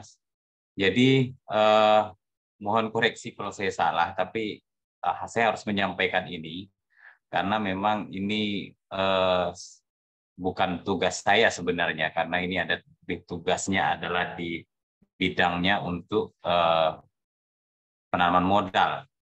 Nah, cuman saya terkait di sini dalam rangka penyusunan dokumen perencanaan, di mana saya menjadi beberapa kali pertanyaan setiap tahunnya, kenapa targetnya tidak tercapai, kenapa targetnya melebihi jauh dari target yang ditetapkan. Nah, jadi memang secara teori sedikit banyak saya mendapatkan apa yang dikatakan oleh Pak Fahmi tadi, bahwasanya ada berbagai faktor dalam kita menetapkan investasi. Cuman yang menjadi pertanyaan terus, kenapa tidak bisa dikendalikan gitu, sehingga kita bisa memantau nih targetnya masih on track apa enggak, gitu kan? Dan kendala saya adalah saya tidak akan bisa merubah target saya itu karena itu dituangkan dalam dokumen perencanaan 5 tahun. Sementara setiap tahunnya ditetapkan dalam perjanjian kinerja berapa target investasi tahun ini. Yang mana target itu kalau kita pedomani dengan Renstra mungkin terlalu rendah atau terlalu tinggi.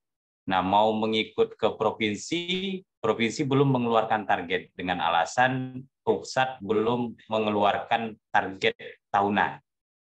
Nah, ini menjadi momok saya terus tiap tahun, karena yang akan menjadi kambing hitamnya tentu perencanaan yang menetapkan. Nah, maka permasalahan berikutnya kenapa juga tidak bisa dilakukan, karena alasan klise, keterbatasan anggaran. Kita tidak bisa memantau langsung ke pelaku usaha untuk bagaimana mereka bisa melaporkan tepat waktu, bagaimana mereka bisa memberikan laporan secara benar. Nah, ini permasalahan-permasalahan klise seperti ini yang menjadi keluh kesah saya di perencanaan untuk khususnya bidang urusan penanaman modal ini, karena memang jawaban saya akan selalu mencari alasan, dan mencari alasan itu ya tidak benar gitu. Nah, makanya bagaimana nih triknya, Pak? Bagaimana cara kita supaya tidak bisa salah dalam menetapkan target? Karena memang pedoman kita sebenarnya kementerian, cuman kementerian juga mengeluarkan target pada saat awal tahun pelaksanaan. Nah, mau dituangkan misalkan di dalam perencanaan sebagaimana arahan dari provinsi, saya sudah nanti untuk setiap tahunnya kamu naikkan saja 20%, seperti itu, atau 10%. Nah, ternyata pada saat tahun berjalan bisa saja turun. Nah, turunnya kalau mending kalau cuman ratusan ribu atau ratusan miliar. Begini kan triliunan, yang mana memang investasi ya tergantung daripada pelaku usaha. Kapan dia mau melakukan menambah nilai investasinya, atau adakah investor baru yang berminat untuk melakukan investasi. Nah, ini yang susah untuk menjawab tugas dan fungsinya bidang penanaman modal, karena memang mengendalikannya itu ada banyak faktor gitu. Nah, demikian Pak. Terima kasih. Baik, terima kasih Pak Apridoni dari DPM PTSP Indragiri Hilir Provinsi Riau ya. Provinsi Riau. Saya kebetulan belum pernah ke Riau ini Pak. Saya mampirnya di Sumsel, mampirnya di Sumatera Barat, di Kepulauan Riau, tapi Provinsi Riau-nya belum pernah. Memang ini mirip-mirip dengan pertanyaan Mas, bagaimana cara menentukan target. Tidak hanya sebenarnya di PTSP atau investasi. Seluruh indikator kinerja ketika kita bicara target, ada dua sisi yang perlu kita pertimbangkan. Pertama, tren gitu ya. Tren beberapa tahun terakhir. Dan yang kedua adalah bagaimana target murni itu, baik dari kepala daerah ataupun juga dari kepala perangkat daerah. Inginnya seperti apa.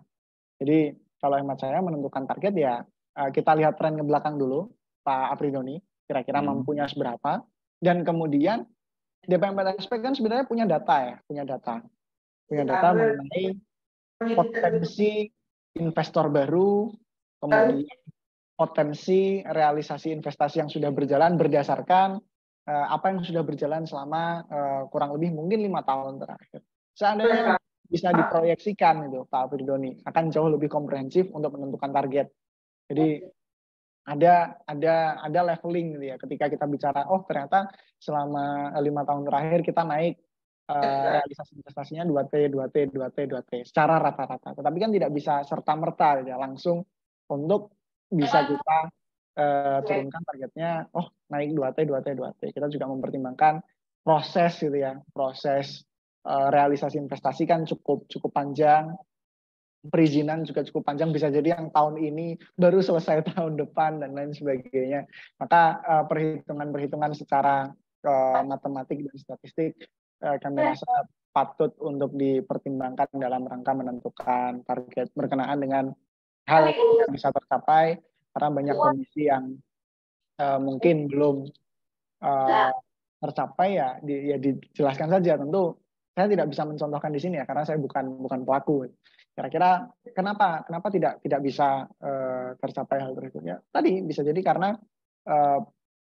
si pelaku usaha tidak melaporkan tepat waktu gitu ya, LKPM kan ada kategorisasinya, seingat saya kalau sekian M sampai sekian M wajib 3 bulan sekali, sekian M sampai sekian M 6 bulan sekali, dijelaskan saja di dalam LKJIP. Jadi tidak mengkambing hitamkan anggaran gitu ya Pak Apridoni.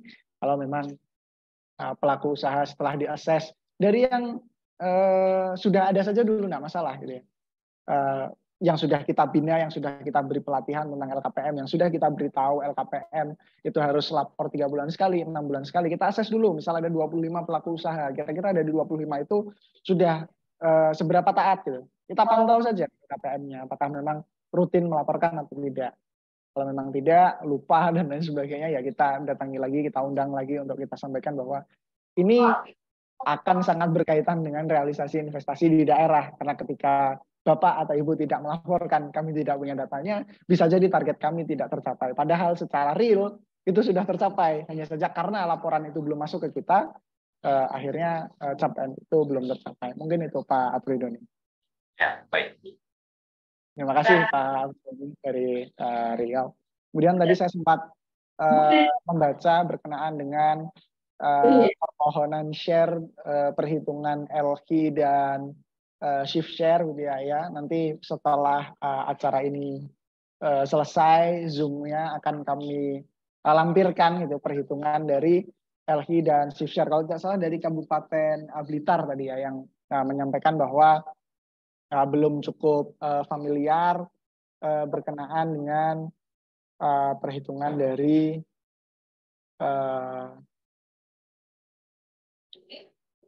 LQ, shift share dan tipologi klase.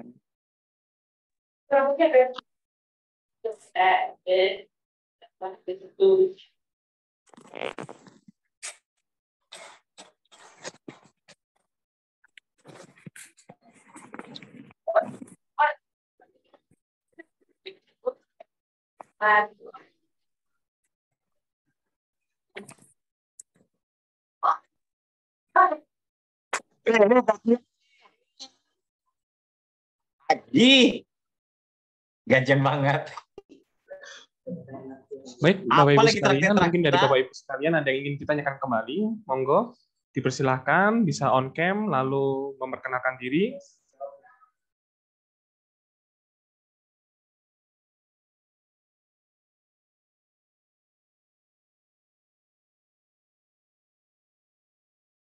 Baik, tadi kalau tidak salah saya juga sempat membaca ada pertanyaan bagaimana tentang insentif daerah.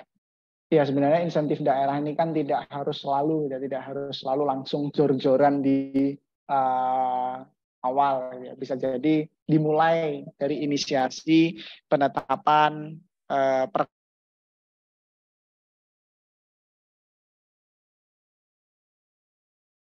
dengan insentif daerah. Siapa yang berhak menerima penerima insentifnya dari total sekian pelaku usaha misalnya. Mana yang layak mendapatkan insentif, apakah dari kategorisasi ketaatan administratif, ketaatan substantif, atau dari segi nilai investasinya. Mungkin itu hal-hal yang bisa dilakukan meskipun dengan anggaran yang kemampuan APBD gitu ya. APBD daerah yang beragam, ada yang besar, ada yang mungkin tidak cukup besar dibanding daerah lain. Maka salah satu hal yang bisa diinisiasi untuk pembahasan berkenaan dengan insentif penanaman modal adalah buat dulu perkada atau peraturan di daerah yang sifatnya adalah catatan gitu ya. Kira-kira seperti apa yang untuk pelaku usaha yang layak mendapatkan insentif penanaman modal. Ada lagi tadi pertanyaan bagaimana berkenaan dengan strategi menjalin kerjasama investasi dengan sektor pariwisata jika gitu ya tidak ada daya tarik wisata alam. Apakah pariwisata itu hanya alam ya? Kami rasa enggak. Dalam hal misal, kan sebenarnya kalau bicara pariwisata dan ekonomi kreatif, ada banyak hal yang bisa dikolaborasikan. Gitu ya. Peningkatan kapasitas SDM misalnya, apakah itu basisnya hanya DTW alam? Kan tidak juga. Gitu ya. Bagaimana kita melatih manner gitu ya, bahasa Indonesianya manner apa Mas Ludi? Sikap ya, sikap perilaku dari yang punya usaha hotel misalnya. Bagaimana pelaku-pelaku usaha sektor pariwisata di 17 sektor ekraf ya, kalau tidak salah ada 17 sektor ekraf itu ditingkatkan kapasitasnya. Hemat saya itu bisa menjalin kerjasama dengan akademisi atau bahkan pelaku ekonomi kreatif yang sudah jauh lebih maju, jauh lebih unggul terlebih dahulu untuk bisa bagaimana menurunkan gitu ya, istilahnya getok tular gitu ya, menularkan semangat-semangat pembangunan di sektor pariwisata dan ekonomi kreatif walaupun gitu ya, walaupun tidak mengandalkan daya tarik wisata yang sifatnya alami, karena SDM dia di perhotelan dan 17 subsektor ekraf yang lain kan juga sebenarnya masuk di bidang pariwisata dan ekonomi kreatif gitu. Pelatihan-pelatihan dan lain sebagainya. Mungkin itu Mas Ludi, tadi juga ada yang izin waktu sholat asar di daerah Sulawesi Barat, dan mungkin Bapak Ibu di wilayah timur Indonesia sudah cukup sore ya, jam 5 mungkin sudah melewati jam kerjanya. Terima kasih Bapak Ibu kami ucapkan yang sudah berkenan hadir. Kiranya ada pertanyaan yang mungkin nanti belum terjawab akan dijawab di Smart Question. Saya kembalikan ke Mas Ludi selaku moderator. Baik, terima kasih Mas Fahmi atas jawaban untuk para Bapak Ibu sahabat Smart ASN. Baik, berikutnya hadirin sekalian Bapak Ibu sahabat Smart ASN, demikianlah acara Smart Discussion Series tematik ke-11 kali ini. Terima kasih saya ucapkan kepada Mas Fahmi yang telah meluangkan waktu dari siang hingga sore hari ini untuk menyampaikan materi yang membahas tentang strategi integrasi kebijakan investasi pusat dan daerah tahun 2023. Sebelum sesi ini kita akhiri, saya akan minta kembali kepada Bapak Ibu sahabat Smart ASN untuk jangan lupa mengisi daftar hadir dan join grup Info Smart ASN yang telah disediakan oleh kami akan memudahkan kami untuk mengirimkan e-sertifikat seperti itu. Baik, Bapak Ibu sekalian, sekali lagi kami mengucapkan terima kasih kepada para Bapak Ibu sahabat Smart ASN yang telah berpartisipasi dalam kegiatan Smart Discussion Series tematik kali ini. Akhir kata, saya selaku moderator undur diri, mohon maaf jika ada salah kata maupun tindakan. Semoga kita dapat bertemu kembali dalam Smart Discussion Series tematik setiap hari Senin hingga Jumat dengan 2 sesi, pertama pukul 9 hingga 11 waktu Indonesia bagian Barat, dan kedua pukul 1 siang hingga 3 sore waktu Indonesia bagian Barat. Dan jangan lupa untuk mengikuti akun sosial media Smart ID agar tidak ketinggalan informasi penting nantinya. Terima kasih. Wabillahi taufiq wal hidayah. Wassalamualaikum warahmatullahi wabarakatuh. Waalaikumsalam warahmatullahi wabarakatuh. Terima kasih Smart ID. Terima kasih. Sumber yang agak luar nih Pera. Sudah selesai Uni.